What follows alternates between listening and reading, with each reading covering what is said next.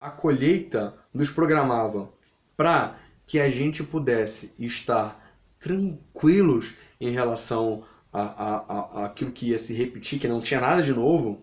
Isso segundo Charles Dull também, que eu fiz curso com ele de gerência de produto, e ele Ticketmaster, Apple, enfim, cases só incríveis. Então, esse tipo de conhecimento de que a colheita nos dá, nos moldou a que todas as vezes que alguma coisa se repete, ela me dá tranquilidade. Então, trabalhar com ambas as questões dentro de uma criação, dentro de um planejamento, é extremamente importante.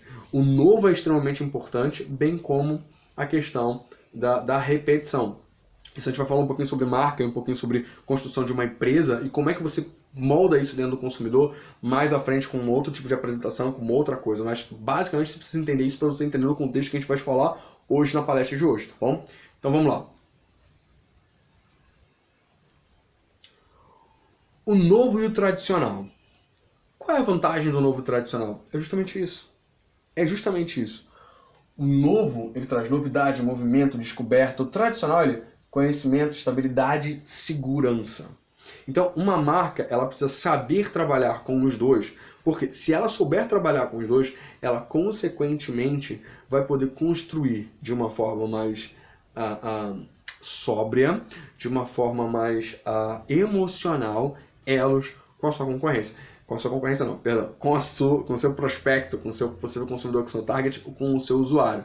Então, entender isso, entender como é que funciona isso no cérebro humano, entender como você vai projetar isso, é uma das partes mais fundamentais na construção de uma marca, ou na construção de um branding, ou na construção de uma estratégia de marketing, que tudo isso tem que caminhar muito junto, tá? Inclusive eu estava falando sobre isso no meu stories lá no meu Instagram essa semana, tá? Então quase todos os dias, que final de semana normalmente não tem, às vezes num domingo, mas normalmente não tem, mas todos os dias durante a semana, de manhã você pode esperar que tem ou uma live no meu Instagram, ou então eu tenho alguma informação que eu jogo logo de manhã para vocês. Então, e é só conteúdo assim, respondendo a pergunta. Então, pintou alguma dúvida que não quer esperar um próximo vídeo para poder responder? Nos comentários vai ter vídeo novo, e vídeo denso, com perguntas. Se fez a pergunta aqui no canal, nos comentários do canal, eu vou fazer um vídeo mais denso sobre isso, só respondendo as perguntas de vocês. Mas se caso você queira uma coisa mais uma coisa rapidinha, 1 minuto, 2 minutos, dentro lá do meu Instagram, no meu stories no Instagram, vai lá que vai ter sempre alguma coisa legal pra você também, tá bom? Então manda mensagem lá no Instagram. As marcas tradicionais, elas têm as suas vantagens e a gente vai falar um pouquinho sobre isso. Olha só a construção da Ford. Aqui a gente tem um logotipo, depois vocês podem procurar com calma, mas aqui eu só vou explicar e depois vocês procuram com calma para você ver maiores detalhes. Esse logotipo aqui, ele casava com uma determinada época. Ele começou lá em 1903. E ele tinha uma carga artística, por quê? Porque nessa época os designers tinham que ser um pouco artistas.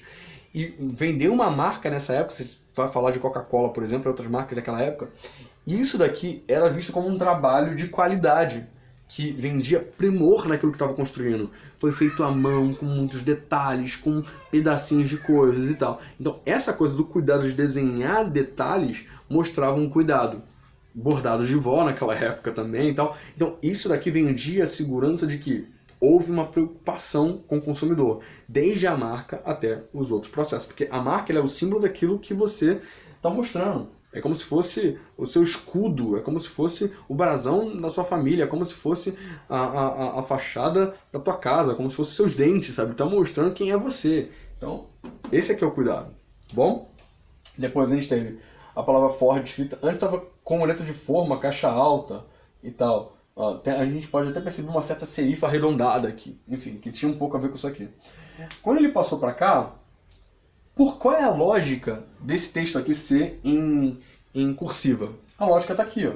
Para manter esse cuidado, esse detalhe, tirar um pouco dessa coisa do feito de grande escala, de digitado na máquina de escrever, uma coisa feita à mão, como tinha esse detalhe aqui. Olha só, tá vendo que essa forma aqui, ela transferiu para a letra da Ford, aqui do F, e esses detalhezinhos aqui, eles repetem um pouco desses padrões aqui.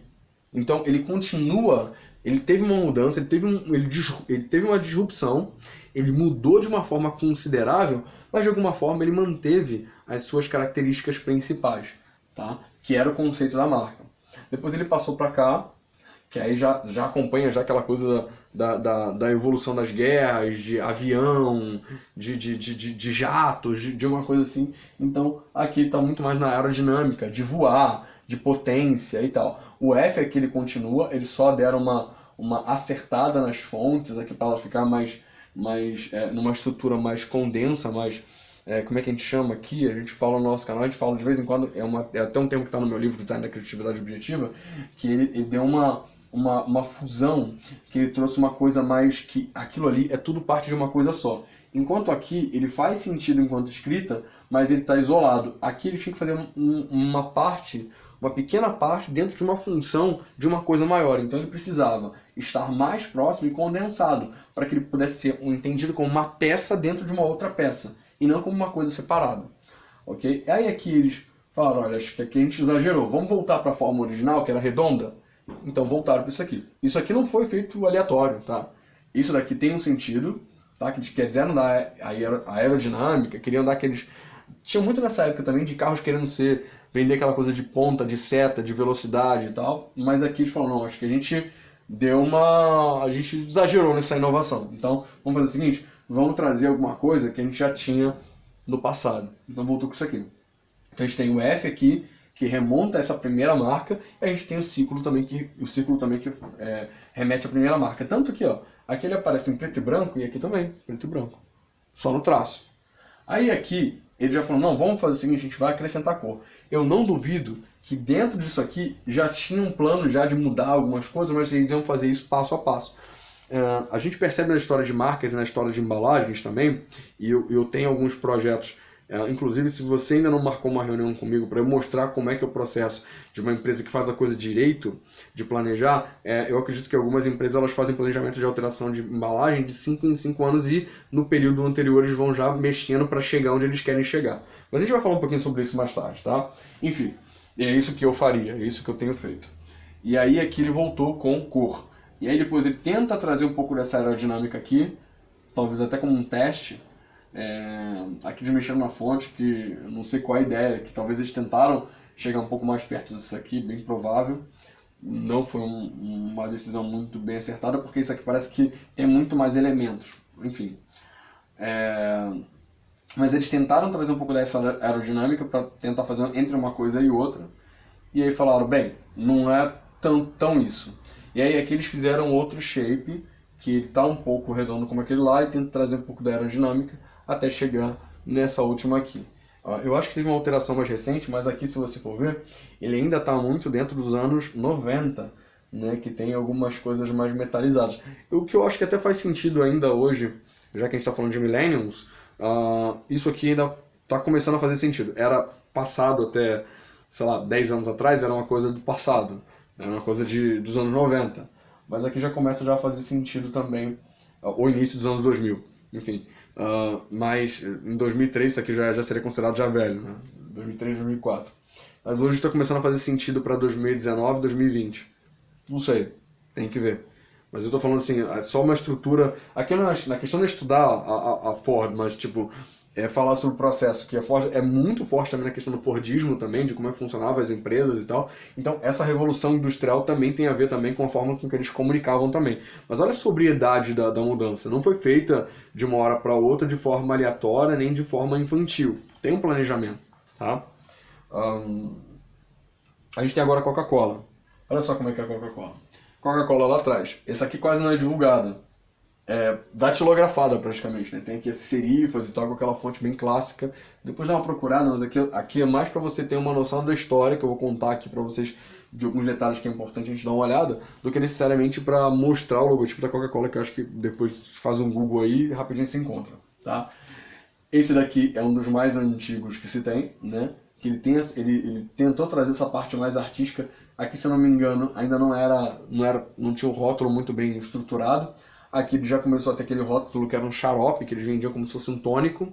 E aí faz sentido esse cuidado, essa coisa de detalhado, de artístico e tal, de ser quase não é Ourives que se dá o nome, não, era quase aquela galera que fazia...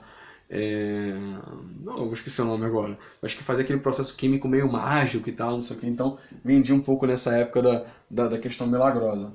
E aí, só que aqui tinha alguns problemas, que você via a coisa separada como se fosse algo que tinha sido feito para dentro do rótulo, que aqui tinha um triângulo não, um balão, né?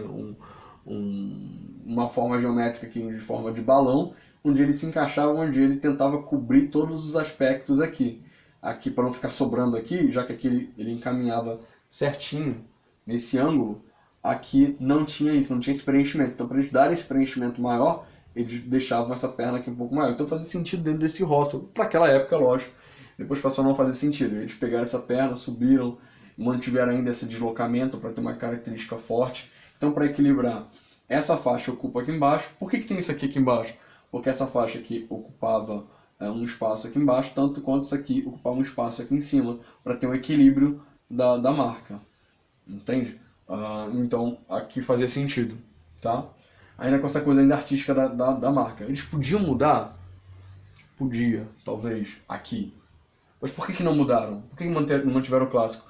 Porque eles tinham uma peculiaridade, uma personalidade de marca. Embora hoje seja aceito isso aqui, mas isso aqui é antigo. É de 1886. Certo? Agora, o porquê que isso não é visto como velho pra gente hoje em dia? Por causa do trabalho da marca, da comunicação da marca. E por que faz sentido isso aqui ter assim, não podia ser mais moderno? Podia, mas por que não é feito isso? Porque isso aqui é personalidade. Essas coisas também têm que ser vistas.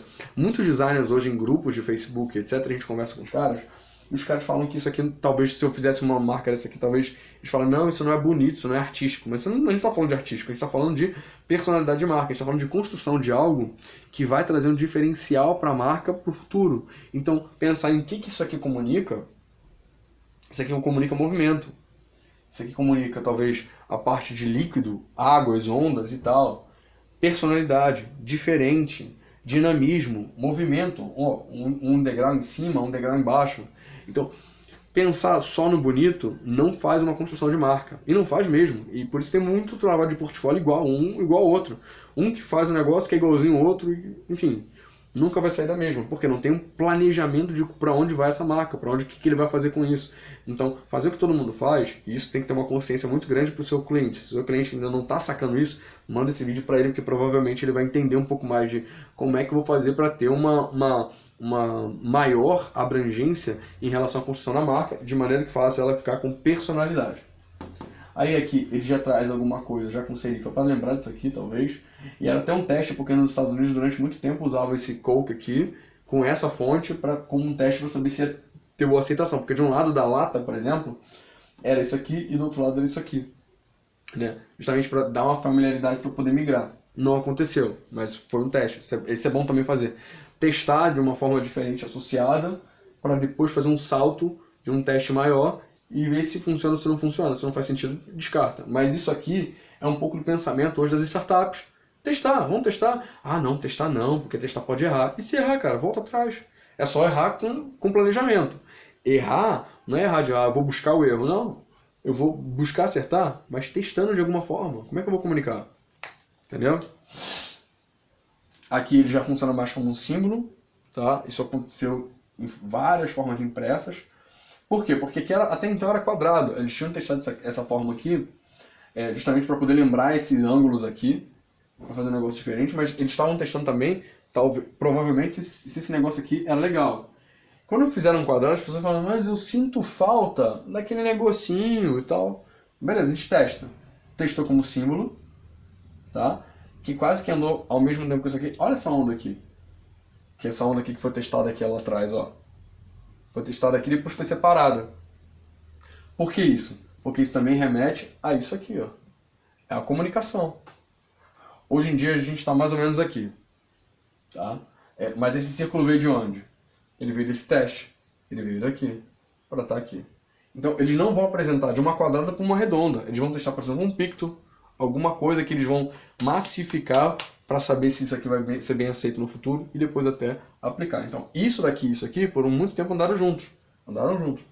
Depois ela fez uma coisa mais quadrada para demonstrar a parte clássica das demais. E aí depois eles tiveram essa aqui redonda. E até hoje tem muito dessa comunicação aqui. Então a construção, inclusive da C&A, por que eu estou trazendo mais marcas? Essas aqui são todas marcas tradicionais, tá? Que vem da tradição, mas tem dinamismo aí. Olha só como é que eles usam. Marcas tradicionais de muito tempo, para não perder o público, eles têm uma alteração com uma sinergia de mudança, de apresentar algo novo, mas dentro de alguma coisa que já é familiar. Porque se você altera demais, você perde. Se, por exemplo, ele saísse daqui e viesse direto para cá, ou, por exemplo, não tivesse nenhuma conexão nem de fonte com aquilo ali, direto, tem queda de venda, tem queda de comunicação. Às vezes você vai investir uma grana comunicando e vai perder aquele equity de brand mesmo. Você vai perder o valor da marca, porque você investe e vai ser esquecida daquela forma. E tem que investir de novo para comunicar uma nova marca. Então isso é um problema. Alterações muito bruscas trazem um aumento também de custo de comunicação. Você tem que gastar muito dinheiro para comunicar aquele novo formato de marca, aquele novo conceito de marca. A gente vai falar um pouquinho sobre alteração de marca, sobre rebrand, redesign e tal, mas hoje não é o tema. Olha só, tá vendo? Traz uma repetição com alguma coisa que já existiu junto com o novo. Então, esse caminhar de marca é justamente isso, é trazer o tradicional, o repetitivo, aquilo que sempre se repete, o, entre aspas, como é que ele vai falar? Marasmo? Não. Não a tradição, mas a rotina da marca, mas com pequenos toques ali de algo novo. Isso faz com que haja crescimento na marca, ok? E a C&A, tá? Desde 1941, a gente tem... Olha só a C&A como é que é. Né? C&A, várias informações aqui, o C e A aqui em cima... com um círculo, aí depois do círculo um oval. Gosto ou não gosto é uma questão que indifere aqui. A gente está falando muito de planejamento da marca, tá? Então, ela foi mudando aos pouquinhos. Olha só, o círculo foi afinado aqui, o C&A teve mais destaque, depois outras informações menores.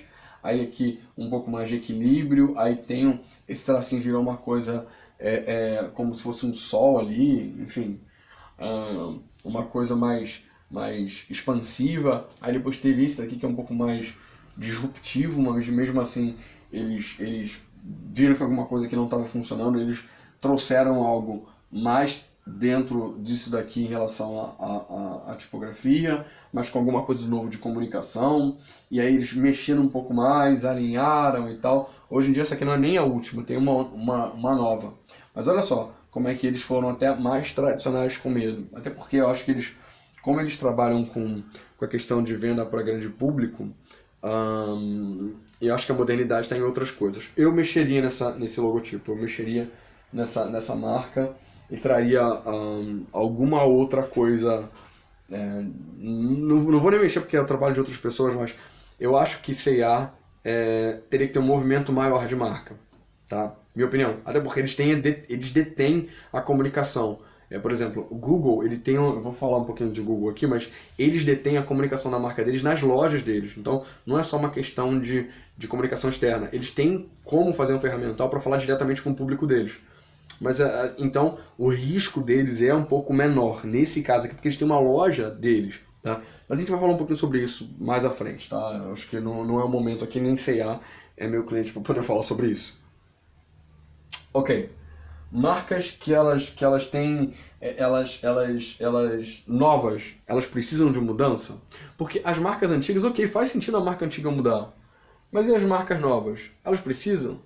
Qual a necessidade de mexer numa marca nova? Por que eu mexeria numa marca nova se a marca nova ela já está ali, nasceu junto com a modernidade? Por exemplo, a Apple nasceu em 1976.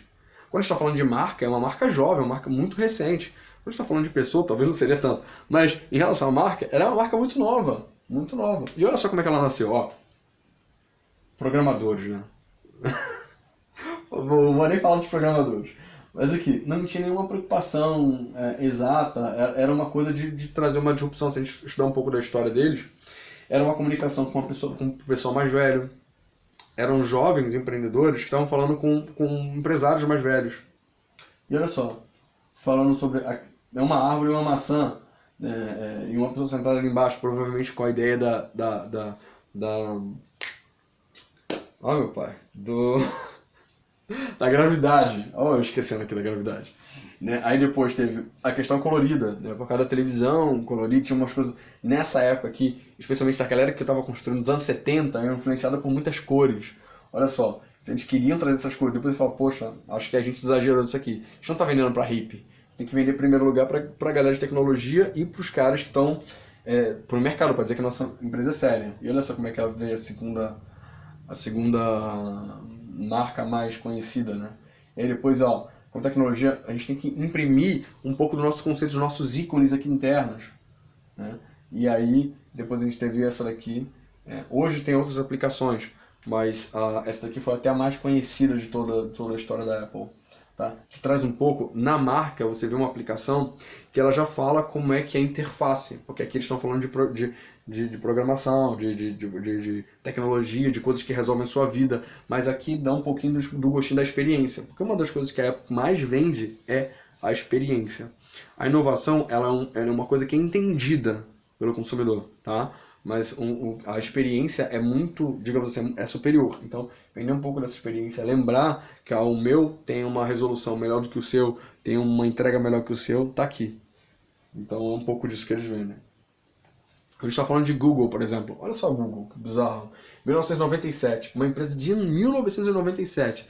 Muito bebezinha quando se trata de corporação. Olha só, quase anual a alteração. E até hoje tá tendo alteração. Mas olha só. Google era, tipo, é um pouco da ideia até de designers também, sabe? Tipo, cara, feito é melhor que perfeito. Faz alguma coisa para poder rodar. As pessoas falam assim, tipo, você é um cara de marca, você tem um trabalho tão bom, você tem um portfólio tão bom, por que os teus vídeos são tão simples? E por que as coisas que você faz nas suas redes sociais são tão simples? Por causa disso. Feito é melhor que perfeito. Faz, depois melhora, tá? E aí, olha só, o trabalho que eles tiveram, ó. Esse daqui é quando eu lá, molequinho, comecei a usar bastante. Eu conheci mais isso daqui. Isso aqui eu cheguei a ver, mas eu acho que isso aqui que mais me impactou. E olha só, Google com serifa. Olha os designers aí se remexendo aí no túmulo aí. Mas olha só como é que ficou. Isso aqui era super, super cool, né? Acho que muito mais do que aquilo ali. E aí depois veio essa daqui e depois teve mais alteração. E eles estão em constante mudança. Mas eles também, de novo, o mesmo exemplo da C&A, eles têm o controle de para quem eles estão entregando. Então eles têm essa possibilidade de mudar mais. Mas qual a ideia? Cara, vamos mudar. Não mudaram daqui para cá. Eles fizeram um teste, falaram, não sei, vamos melhorar isso aqui. Melhoraram. E aqui provavelmente foi para onde deu provavelmente daqui para cá eles falaram, a gente quer chegar aqui. Então para chegar aqui, o que a gente vai fazer? Intermediário. Mas precisa ter um planejamento de como você vai comunicar isso. Não é só chegar e fazer. Tem que ter um planejamento também de comunicação, de quanto que você vai gastar para comunicar tanto, tá? Olha a Netflix. Um exemplo também tão recente quanto 1997, mais recente inclusive. Olha só como é que ele era, né? O logotipo. Depois ele veio para cá, tá? Aqui, aí vem pra cá e hoje já tem uma comunicação diferente, toda colorida também, rajada, aquele que aparece logo no começo desde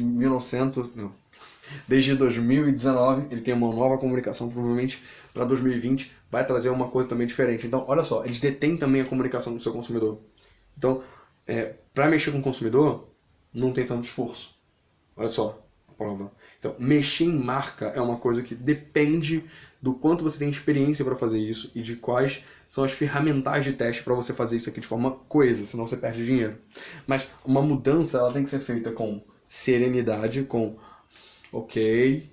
tem um respeito à tradição, entre aspas, daquilo que eu estou fazendo. Então o seu cérebro consegue se acostumar, mas sempre trazendo algo novo. Porque o algo novo libera dopamina. E isso vicia. O novo vicia, te faz querer mais. Posso falar, muita gente nem percebeu a mudança. Nem de Netflix, nem de Coca-Cola, por exemplo.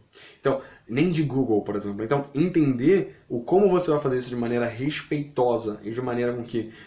por isso que trocar de agência...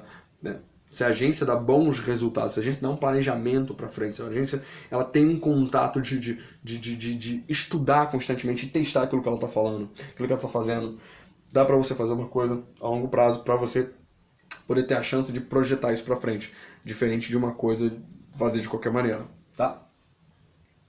Universo de concorrente, no caso meu, tá? Que eu trabalhei muitos anos com essa parte de beleza, tá? Não trabalho só nessa área de beleza mais, mas basicamente eu trabalhei com isso aqui. Olha a Nivea como é que era. Coisa linda, né?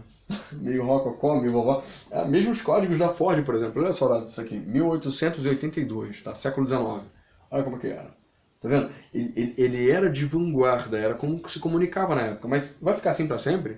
Será que vale a pena ficar assim pra sempre? Ou será que vale a pena alterar? E como vale a pena alterar? Nesse momento aqui, valeu a pena, porque provavelmente fala assim, tem pessoas que estão rejeitando nesse exato momento essa aqui. Então tem que trazer uma coisa mais disruptiva. Isso também tem a ver com o consumidor. Na verdade, nesse caso, acho que foi mais uma tomada de decisão em cima do mercado do que do consumidor. Para esse tipo de empresa, tá? Não sei o histórico, mas é o histórico do marketing até então. Até o marketing 4.0 ele está muito preocupado com o consumidor, sim, mas mercado barra consumidor. Diferente de uma startup que está preocupada com o usuário barra mercado. É diferente. Eu, por exemplo, na minha empresa, a nossa empresa é uma startup. Então, a nossa preocupação é usuário, transformar o mundo e depois o mercado. Mas isso é uma coisa para a gente funcionar depois. Para essas gigantes aqui, o marketing é importante. O mercado é importante dentro do marketing centrado no consumidor. Nós somos ao contrário, a gente está focado em transformar vidas e transformar pessoas. E aí depois o mercado é outra parada, outra coisa. O mercado é outra coisa. O importante é gerar transformação nas pessoas. E aí depois o mercado. Para essas grandes corporações, os gigantes, é diferente. O negócio deles é marketing e depois consumidores. Centram no consumidor. Pega o marketing e centrado no consumidor. Ok. Então, aqui a gente tem esse aspecto agora. Aí aqui, ele já tem uma alteração já eles perceberam que aqui eles erraram, muito provavelmente, né? Ou que não fazia mais sentido ter serifa, que aqui também não tinha serifa. A única coisa que eles mantiveram foi o símbolo redondo, mas não tem nada daqui, aqui nem nos outros. Talvez aqui, em creme, eles resgataram alguma coisa daqui que tem a ver com o histórico da marca, para fazer sentido. Mas eu não sei totalmente o sentido que tem disso, ou se eles estão aqui seguindo uma tendência de mercado, já que está falando de creme, de fluidez, eles são uma das marcas mais lembradas de hidratação, então talvez tenha mais sentido com isso do que com o histórico da marca. Tô chutando, tá? Não estava lá dentro para saber, mas provavelmente acertei. Quem trabalha lá dentro vai dizer que eu acertei. Então, aí aqui eles já cortaram totalmente a serifa, e aqui uma coisa interessante dessa fonte que eles mantiveram foi essa subida que tem algumas letras, então eles mantiveram essa ponta de uma maneira diferente sem a serifa. Talvez seja a única coisa que mantiveram dentro dessa estrutura mais antiga. E aí eles mantiveram isso, foram até mais lineares. Eu acho até que foi um salto pensando mais a longo prazo. E uma característica muito deles, eu consigo analisar Nivea aqui e olhar que faz sentido essa alteração que eles fizeram e não mexer tanta alteração. Eu particularmente veria outras maneiras de comunicar para evoluir um pouco mais ou para trazer alguma coisa até dali para trazer, porque isso aqui tem coisa voltando pra caramba, tá? Tem coisa tendência 2022 vindo pra cá, enfim, tem algumas coisas aí. Agora, o quanto vai deixar isso aqui moderno, para não deixar velhinho, então é uma outra história. Mas dá para conversar aqui para poder trazer para a história e vai fazer sentido. Só que tem que saber fazer, é uma outra história, tá? Então, gente, lembra, de novo, lembra aquele vídeo que eu falei para vocês? Criatividade nada tem a ver com somente usar o novo, mas o quanto as experiências da sua vida que te cercam fazem você construir uma coisa que seja disruptiva, mas faça sentido. É isso que a gente tem que estar na nossa cabeça. Olha só essa aqui. P&G, Procter & Gamble. Olha só, primeiro símbolo deles. Um sinalzinho de mais, riscado assim, parece ter um pincelado, com um círculo. Depois, olha, uma lua. Depois P&G, olha só. E aí, cara, eles fizeram, isso aqui tá no lixo, ou então nem planejaram, mas sai fazendo, e aí tá aqui. Aí depois, isso aqui tá tudo ruim, vem pra cá. E aí, o que isso aqui se transformou? Três coisas completamente diferentes. O que eles fizeram? Na construção, preste atenção, olha só, que nada vem do nada. Esse aqui, o N veio pra cá como o e-comercial, etc. Procter & Gamble, né? P-E-G. NG. Então aqui eles criaram um formato bem consolidado, tá? Bem próximo. Essa coisa de mais tá aqui, ó, um e outro, né? Então tem um mais o outro, então tem essa coisa. E aqui esse formato aqui estava um pouco mais sério, né? Tava um pouco mais, vamos fazer a coisa direito. Então aqui você percebe que tem alguma coisa, essas serifas, essas pontinhas, tem a ver também com esse formato da lua, que é a característica que a marca tinha, né? Essa lua que tem essas pontas assim, tem a ver com o formato daqui da fonte, né? Que tem essa coisa mais alongada. Você percebe que ela é mais alongada, a fonte tem essas pontas. E aí esse formato aqui, ele faz total sentido com o formato dessa meia-lua. Então isso daqui, tem coisa daqui. Tem coisa daqui que tem, conceitualmente, não de traço, mas de alguma coisa dali. E isso aqui, na verdade, é exatamente essa fonte aqui, que foi retrabalhada para ela ficar mais essa alongada, como se fosse a lua. Olha só como é que é curioso a construção. O cara não inventou isso aqui. O cara falou, vou fazer uma fonte assim que eu acho que vai ser maneira pra caramba, eu gosto pra caramba disso aqui. De alguma forma, quando eles fizeram isso aqui, eles assim, pô, legal, acertamos, mas tem alguma coisa aqui que as pessoas gostavam, os consumidores daquela época eles gostavam. Então, vamos construir a marca de uma forma que a gente retenha tudo aquilo de bom da nossa história. E foi isso que aconteceu. Aqui, eles separaram um pouco aqui, deixaram as letras mais entendíveis de forma individual. Não sei se teve... teve uma outra alteração aqui desse tracinho aqui para ele ficar mais fácil de ser lido. Então corrigiram algumas coisas de leitura, mas basicamente isso aqui foi acertado, tá? Não vou nem reclamar. E aí, essa segunda apresentação deles aqui é basicamente isso daqui, tá? Só que num formato mais dentro da época de que muitas marcas estavam acompanhando, até inclusive a Claro até hoje é um pouco assim, que eu acho que já está na hora, né, Claro? Né? A Oi também já foi um pouco assim, então é um pouco dessa característica de início do século XXI, tá? Trazendo para cá. Eu acho que hoje tem algumas alterações também na Procter também que vale a pena a gente dar uma olhada. Bem, e o que a gente faz com toda essa informação? E aí? A gente faz uma transformação naquilo de um planejamento, ou a gente fala, pô, legal, as marcas mudaram. Ponto, tchau e benção. Não, a gente tem que planejar assim, tem que participar da parte de projeto, de construção. Eu nem falei de arquitetura aqui não, tá, gente? Arquitetura de marca, proporção, essas coisas a gente pode ser até que a gente fala mais na frente. Mas aqui a gente está falando só sobre como planejar uma marca para o futuro. Como fazer um redesign de marca.